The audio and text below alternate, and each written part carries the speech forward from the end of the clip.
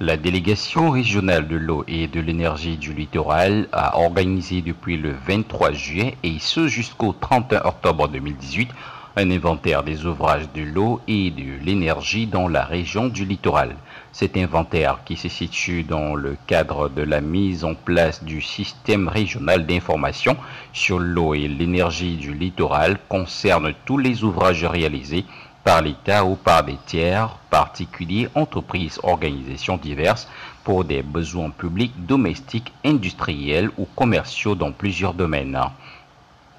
C'est du moins ce qu'on peut retenir de la conférence de presse donnée à Douala ce 30 juillet 2018 par le délégué régional de l'eau et de l'énergie de la région du littoral. Nous espérons que les populations seront mieux accompagnées, elles seront mieux outillées pour prendre un certain nombre de dispositions et que l'État aura une meilleure connaissance du terrain dans le déploiement de son action au niveau de la région. Cette opération de la plus haute importance a pour objectif de constituer une base de données disposée des statistiques à l'usage d'une part des autorités gouvernementales et des administrations concernées en vue d'une meilleure planification des actions et projets,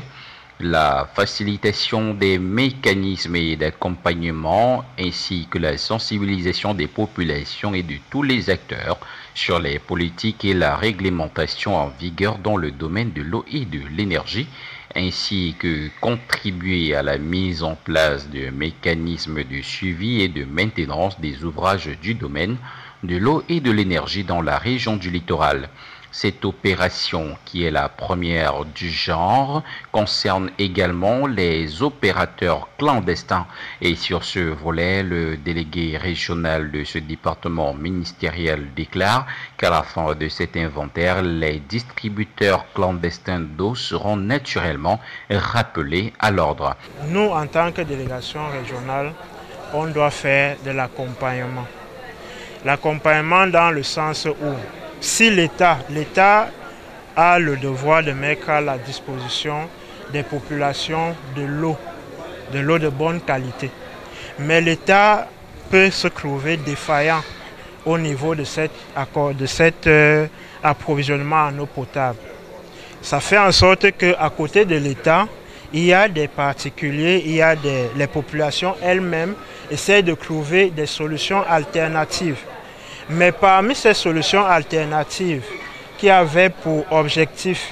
de satisfaire aux besoins en eau, il peut y avoir des solutions qui apportent d'autres problèmes, comme les problèmes de santé, tout simplement parce que les populations qui mettent en place ces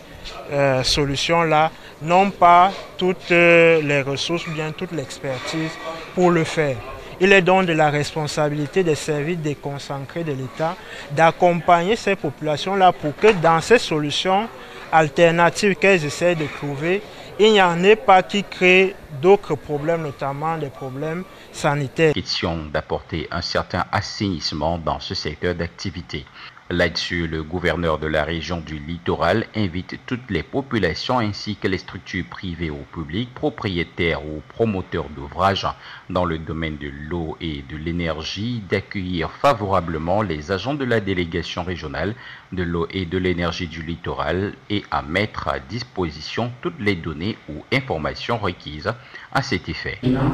Pour apporter un certain nombre de